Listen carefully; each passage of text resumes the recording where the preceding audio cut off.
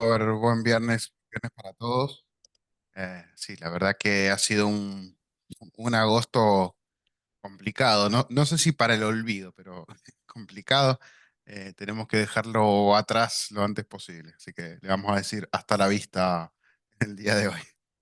Sí, bien. El mes fue complicado, pero bueno, como no solo de activos argentinos vive el inversor, si uno mira el mapa mundial, no fue tan mal mes, ¿sí?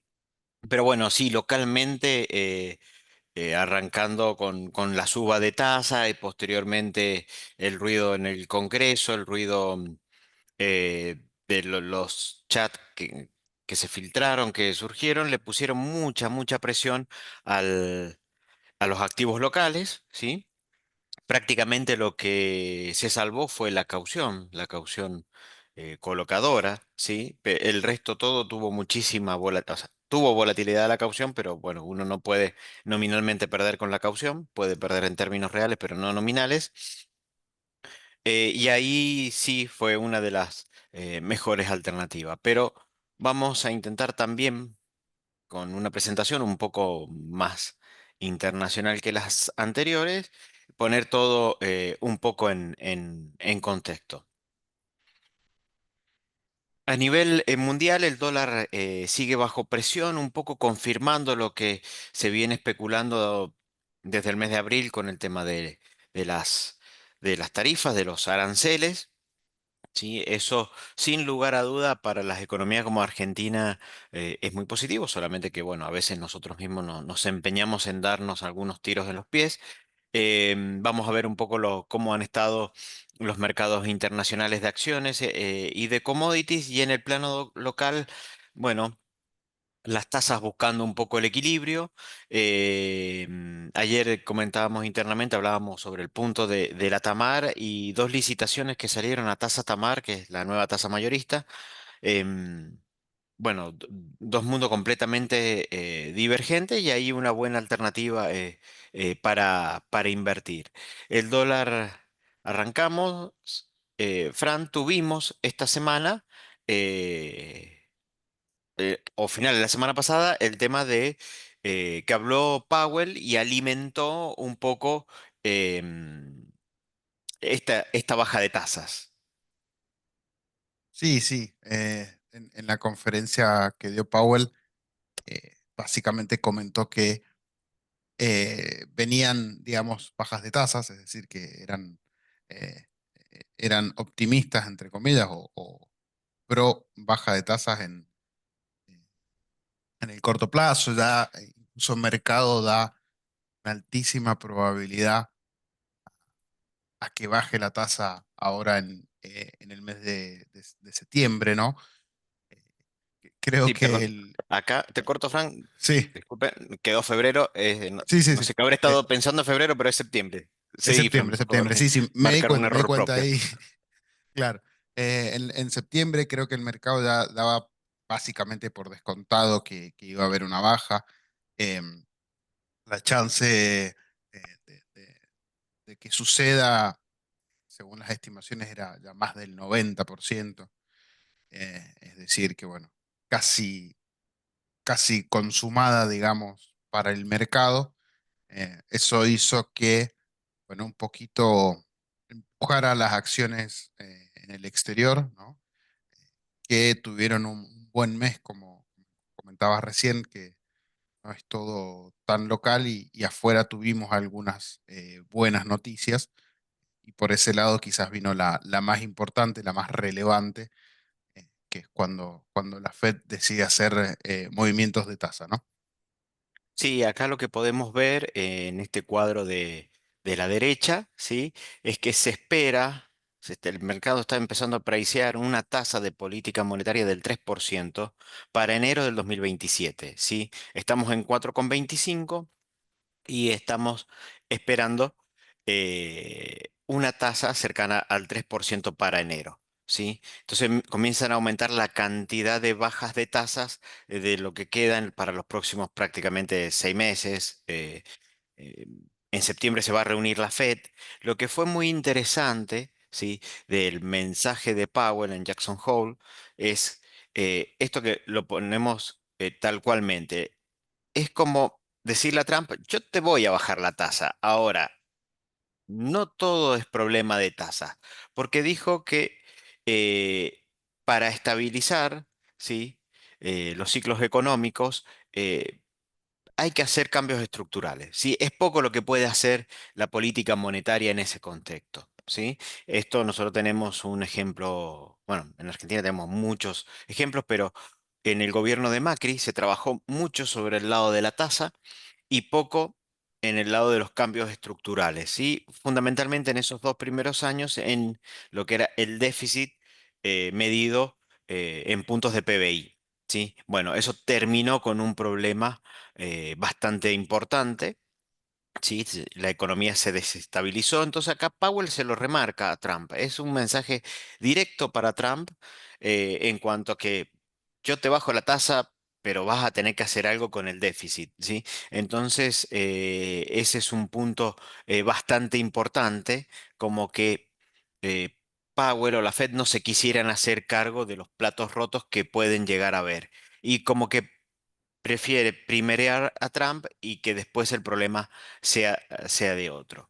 El dólar en este contexto, si podemos verlo, ¿sí? Acá con el triunfo de Trump se dispara a niveles bastante altos, está en niveles de 2022 prácticamente acá, de principio de 2022, cuando comenzó ya un proceso de suba de tasa, cuando la Fed ya empezó a mostrar que iba a subir mucho más la tasa, ¿sí? Y que alcanzó su pico ya por el mes de octubre, noviembre del 2022 y que localmente implicó la salida de Guzmán Bataki del Ministerio de Economía y la llegada de Massa. Después pareció que Massa estabilizaba la economía local, pero hubo un fuerte movimiento internacional.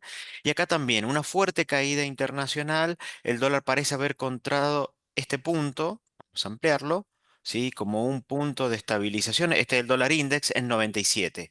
Cuando uno mira los mejores años de intercambio comercial de Argentina, allá entre el 2008 y el 2013, el dólar index tocaba los 70.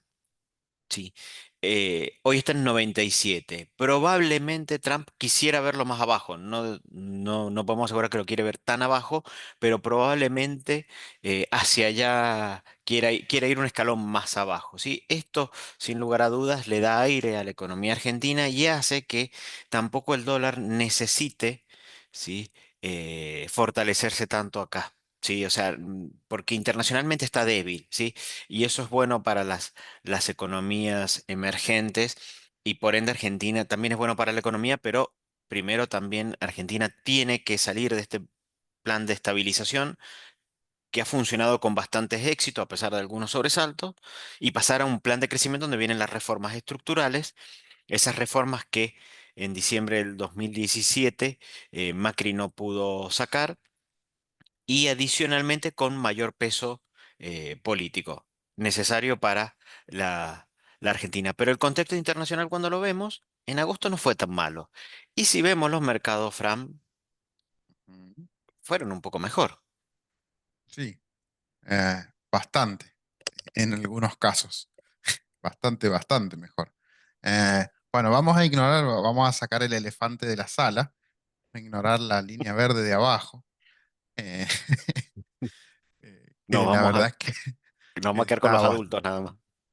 claro, está bastante complicado para la referencia de lo que tenemos que ignorar. Ese es el Merval, ¿sí? El Merval en dólares, a dólares, eh, que bueno, no viene teniendo el mejor de los años, ¿no? Poco más de 30% caída.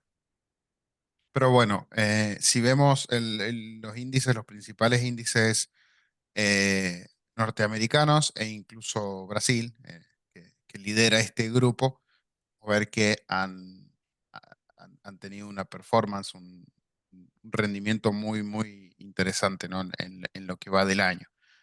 Nasdaq y S&P con suba casi del 10%, o más del 10 en el caso del Nasdaq y casi 10 en el S&P, en lo que va del año. Con Brasil, que el año pasado tuvo un año complicado, subiendo más del 30%, ¿no? Entonces, quizás lo que nosotros ganamos y Brasil perdió el año pasado, este año se está revirtiendo, ¿no? Se está dando vuelta. Sí, Pero inclusive bueno, Brasil sí. y China con una postura un poco más Ujú.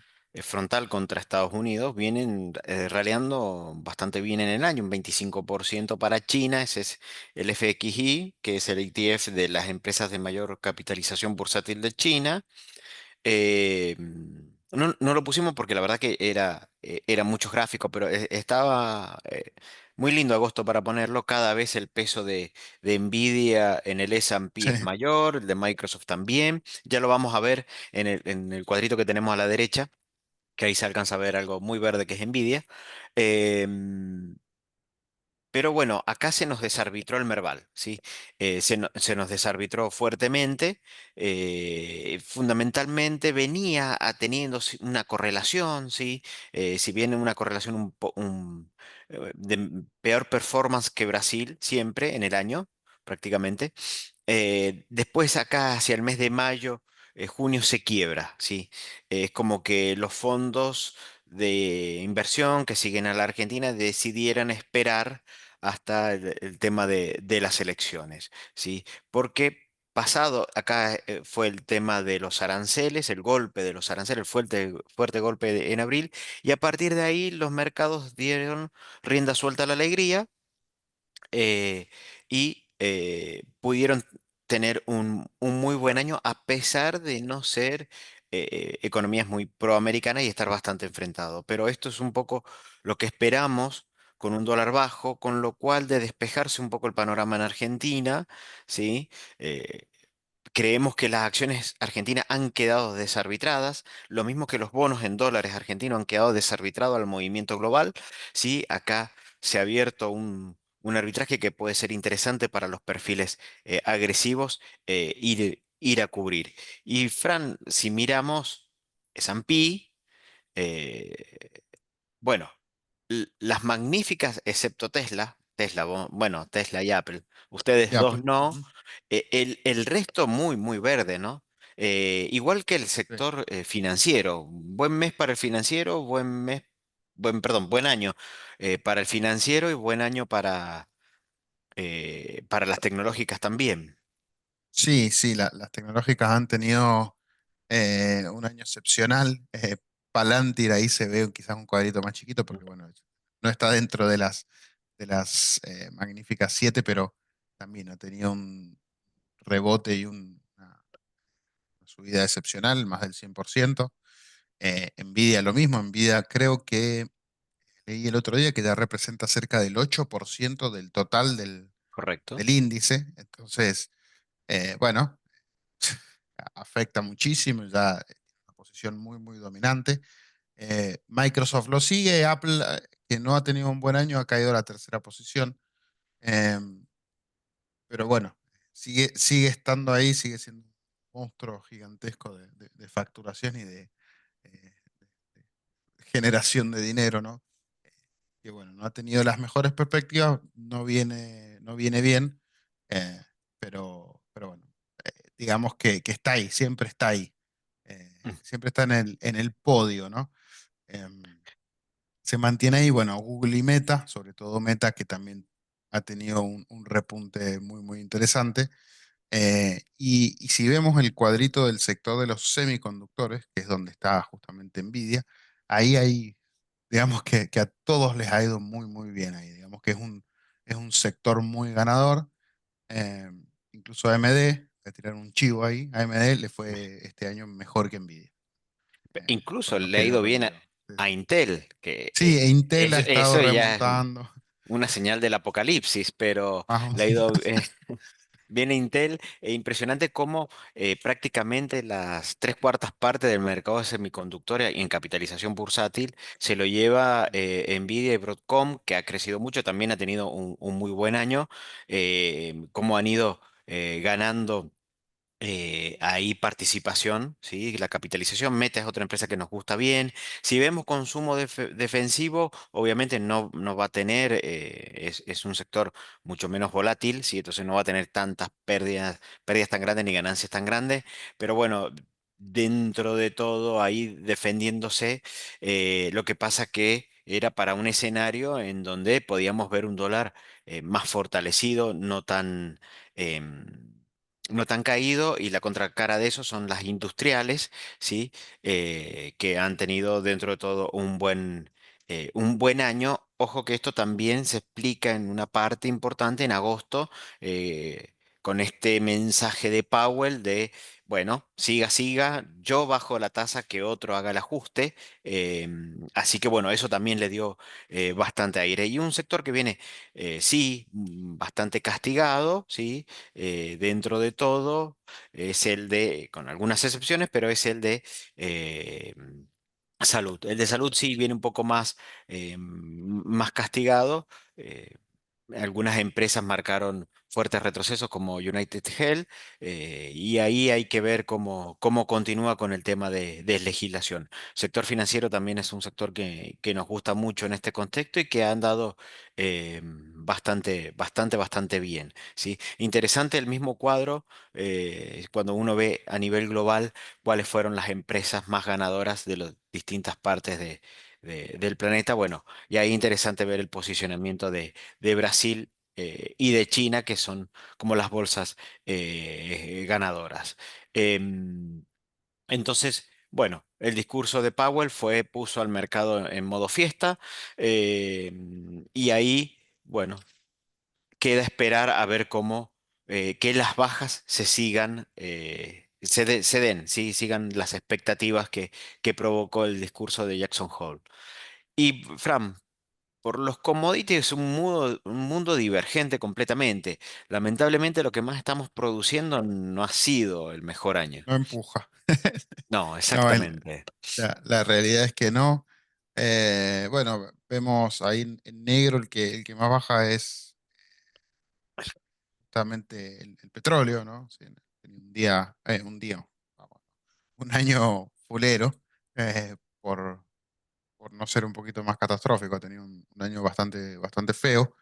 Eh, no estamos en mínimos del año, que fue más cerca del principio de año, pero aún así, digamos que viene siendo un año complicado.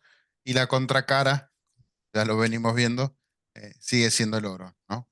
Que ha subido casi 30% y se ha estabilizado, ¿no? En esa zona, que tuvo un fuerte empuje a principio de año, el primer, la primera mitad, y ahí ha empezado a lateralizar, pero bueno, con una fuerte ganancia. El cobre también ganando muchísima relevancia, lo hemos comentado muchas veces, que el cobre, el metal del futuro, digamos, el metal verde que se necesita para la transición energética, ¿sí? Entonces, si todo va a ser eléctrico, todo va a tener cobre, y se estima que dentro de unos años falte cobre por todos lados, así que bueno, el cobre ya viene hace tiempo, viene sumando firme y bueno, una posibilidad, una oportunidad probablemente para nuestro país con varios proyectos en ese camino, ¿sí? En esa dirección, varios proyectos que con explotación de cobre, ¿no? Y después, bueno, lo que es sector de commodities agrícolas, la soja, digamos que se mantiene, una leve suba en el año, no creo que sea tan relevante, y sí el maíz, bajando casi 10%, nos complica un poco a ese sector, ¿no? De todas maneras, ha sido un muy buen año y se espera que la siembra de maíz sea muy buena, por lo que leí en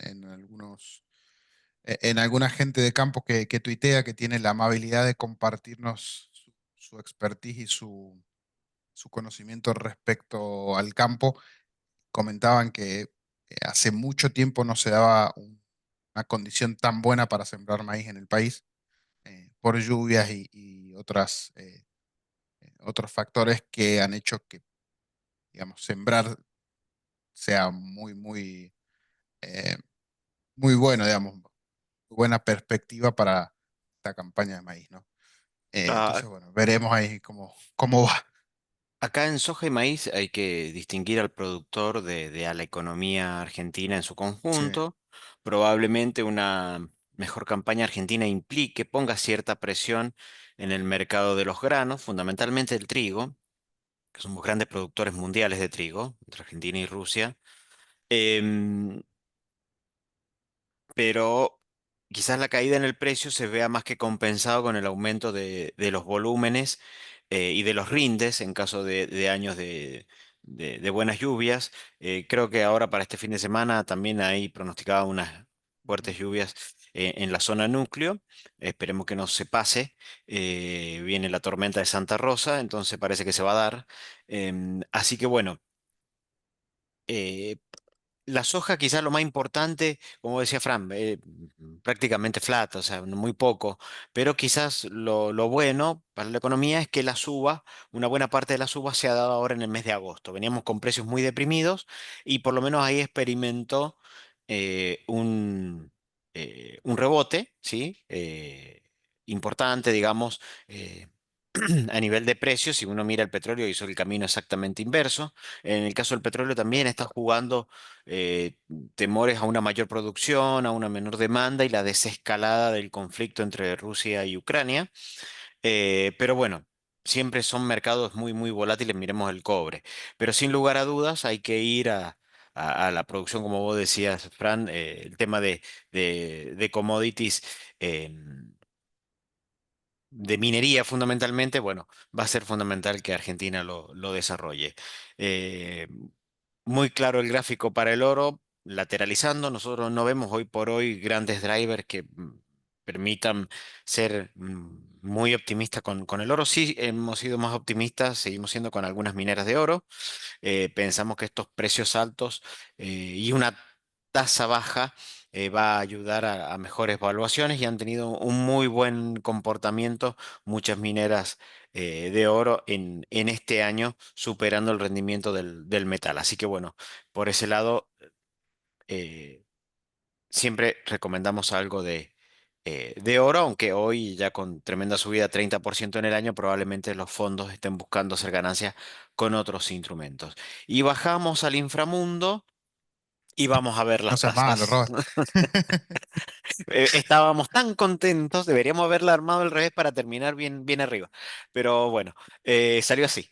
Eh, las tasas empezaron, están buscando ahí su equilibrio, las cauciones se comienzan a normalizar, Fran, pero seguimos viendo rendimientos reales, la verdad que eh, muy, muy elevados, o sea, prácticamente a nivel de ETF de China o de Sí, sí. oro. Estamos creciendo a tasas chinas y el paréntesis es en tasas, nada más. En- Eh, eh, pero sí, los rendimientos reales desde la caución, o sea, todo rinde positivo. Acá lo vemos, quizás es lo que menos positivo rinde, pero aún así, que un instrumento un día le gane a la inflación, es medio que una locura. En dos Eh, dígitos. claro, sí, sí, los dígitos holgados. Eh, medio una locura, pero bueno, fue de la mano también de la baja que hemos ido teniendo de inflación, aunque bueno, pareciera demasiado, ¿no? Pareciera que sobra tasa por todos lados. Em, pero bueno, es la situación que nos toca vivir en el momento, en este momento en particular, que, bueno, como comentaba Robert en el inicio, eh, hemos tenido varios factores que han puesto presión sobre el dólar, ¿sí? Y bueno, el gobierno ha ido buscando la manera de, digamos, encorsetar un poco a los pesos. Esto ha generado justamente este efecto de suba de tasa, ¿no? Eh, al apretar tanto monetariamente la circulación de pesos, genera que la tasa suba. Eh, Esto claramente no es bueno para la economía, ¿sí? Más o menos lo que comentábamos recién de Estados Unidos, pero a la inversa, ¿sí? La economía cuando la tasa está muy alta se complica. Ojalá que esto sea eh, meramente temporal ahora por las situaciones que se están viviendo y no se mantenga en el tiempo. Ojalá para diciembre, noviembre, diciembre esto esté un poquitito más ordenado, porque la verdad es que venía bien, venía. Sí, venía. Sí, sí, Fran, venía bastante bien. A ver, parece el mensaje de Caputo y de Milei esta semana ha salido un poco a marcar eso. Creo que Milei lo dijo ayer o antes de ayer que después del proceso electoral la tasa se desploma. Quizá también incentivando a tomar posiciones más largas y a descomprimir la presión en el corto plazo. Pero como decís, Fran, venía bien, veníamos con caución a 28 en términos reales -5, llegó a -10 en el mes de mayo, eh, y ahora estamos en 21 positivo. ¿Sí? La Tamar fue impresionante cómo ajustó en el mes de agosto, ¿sí? Ajustó mucho. Eh, y también lo que nosotros vemos un poco es que, a ver, lo hemos hablado con muchas empresas, ¿sí? Con muchas pymes, y todas más o menos en el mismo escenario. Todos dicen, yo había, los gerentes de administración, finanzas, algunos dueños, algunos socios, dicen, yo había buscado un financiamiento, pero no me quería ir tan largo para ir a renovar a una tasa más baja, ¿sí? Porque la tasa venía bajando y cuando tengo que renovar ahora me encuentro con una tasa que es el doble de la que concerté, ¿sí? Miren, por ejemplo, los adelantos, la tasa de adelanto en descubierto, de 37,87, ¿sí? El call bancario, el call es el préstamo directo entre bancos, entre dos bancos sin garantía, a diferencia del repo que es ciego y se hace con títulos garantizados, al estilo caución. El call es una línea entre dos bancos. También se duplicó. Sin más que se duplicó. Entonces, ¿qué es lo que está pasando también en el mercado de tasa? Veníamos con un nivel de actividad creciendo a un buen ritmo y con empresas necesitando financiar ese crecimiento, ¿sí? Entonces, encontramos que hay una gran demanda de pesos, ¿sí? Por ese crecimiento que se estaba financiando y tenemos que no hay más pesos, sino que al contrario, hay menos pesos porque hay más pesos en el encaje que en las economías circulando. Estamos con un nivel de encajes, es el más alto desde la época de la hiperinflación, en donde prácticamente era 100% el encaje, del 89, ¿sí? Un pico en el 2001 y ahora. Este es estamos en los encajes más altos del 2000, en 25 años. Y si queremos podemos ponerle 40 años también. Entonces, estamos con empresas necesitando dinero para financiar todo lo que habían, toda la actividad que venían mostrando y desarrollando, y hoy nos encontramos con menos pesos. Eso ha hecho que la tasa suba mucho, que la tasa Tamar también, y que tengamos estos rendimientos reales completamente eh, alocados, ¿sí? Eh, Sin lugar a duda, esto tiene que corregir y la economía va a sufrir esta volatilidad, ¿sí? O la va a sufrir en precio, la va a sufrir en cantidad, probablemente la sufra más en cantidad que en precios, pero lo va a sufrir. Así que bueno, ahí sí esperamos que sea como dijo el ministro de Economía y el presidente, que sea algo temporal y que volvamos un poco para atrás. Y ahí, tocando el punto Tamar, Fran, tuvimos dos colocaciones esta semana y las dos en tasa Tamar completamente diferentes.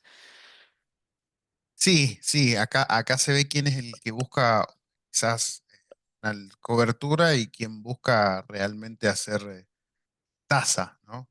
Eh, o cuáles son las intenciones de uno u otro lado. Eh, Posiblemente los bancos en la licitación del Tesoro eh, convalidan una tasa mucho más baja porque, bueno, ya saben que tienen un margen por sobre sus plazos fijos, es decir, por los plazos fijos que toman. Eh, entonces, bueno, pueden convalidar una tasa un poco más baja y los inversores más minoristas, si se quiere, a ponerlo así, salen a buscar mucho más rendimiento, ¿no? Eh, no suele pasar o no debería pasar que da tanto margen. Recordemos que la tasa Tamar está en 61, es decir, que tarjeta naranja se está financiando al 70%. Em, Nominal. sí, sí, sí, no, nominal, exactamente, nominal. Eh, y, eh, y nada, complicado, digamos, el asunto. Sí, ahí, a ver, un poco nosotros vemos ahí en la licitación del Tesoro que Tamar más 1,6 fue una muy buena tasa para el Tesoro, también pensando en que pudo estirar la duration hasta enero del 2026.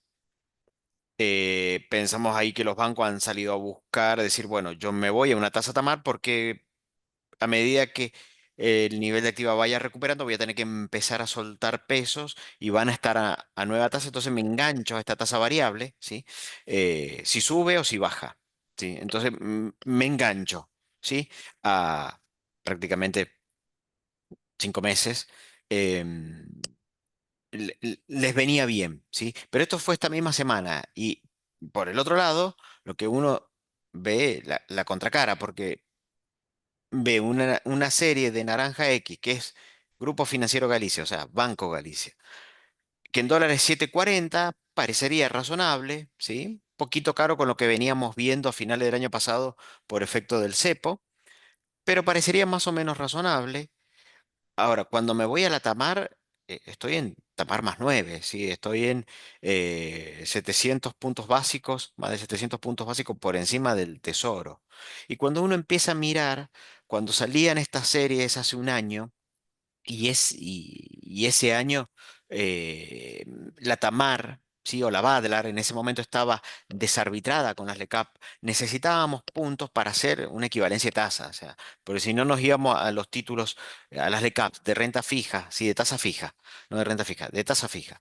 Entonces necesitábamos más puntos Tamar. Ahora un bono a enero del 26 salió con una TIR del 55 en el secundario del 51, perdón, eh, quiero confundir. Un bono en licitación salió por debajo de secundario 51,58.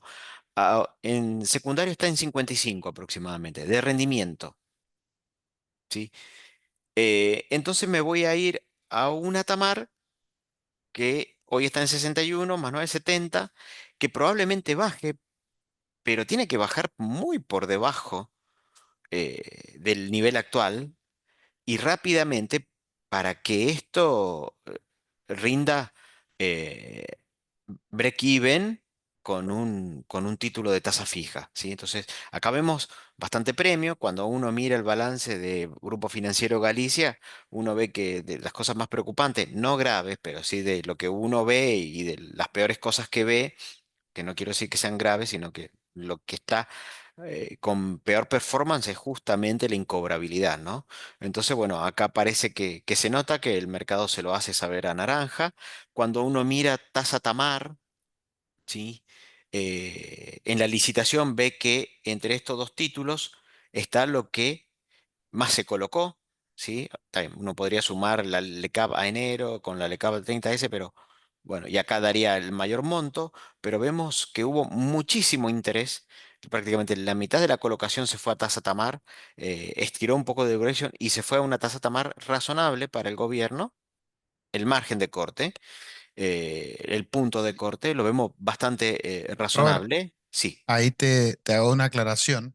En realidad, la tasa Tamar, lo que señalaste recién es el valor en circulación. Lo adjudicado en Ah, perdón, realidad, sí, tenés razón. Lo adjudicado, tenés eh, razón. lo Acá, en esta adjudicado en columna. realidad fue casi 2-1, es decir, el doble en Tamar que en LECAP. Sí, Fue mucho, mucho más en Tamar que en acá. LECAP. En esa columna, exactamente. En esta Ujú. columna, acá. Sí, tenés razón, Fran, perdón, estaba mirando el monto de circulación. Acá, sí, muy superior, o sea, el mercado buscó esto, ¿sí? El mercado está buscando esto. Entonces, lo vemos interesante, aprovechamos para pasar un aviso parroquial. Estamos, si todo sale bien, próximo a salir con una letra de la Municipalidad de Godoy Cruz que va a ir a tasa Tamar, así que creemos que para el inversor puede ser una muy buena alternativa, más corta que estas letras, ¿sí? Eh, Porque tiene que terminarse en el 2025, así que va a tener una amortización parcial a mitad de plazo, van a ser cerca de 120 días aproximadamente, un poquito menos.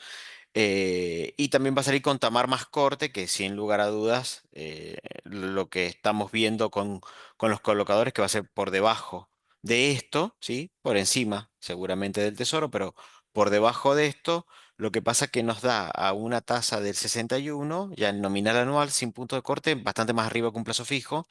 Si bien podría darse este escenario que dice Milei Caputo de que las tasas después se va a desplomar, este reseteo en las tasas, como dijo Caputo, bueno, pensamos que más allá de eso, para los que busquen hacer tasas al estilo plazo fijo, de corto plazo, va a ser una muy buena alternativa. Probablemente esto salga la semana que viene, se lo vamos a estar haciendo llegar oportunamente para los que busquen algo de algún rendimiento en pesos, aprovechando las tasas altas y aprovechando que la Tamar es más alta que la Badlar, prácticamente 5 puntos, 5 puntos y medio.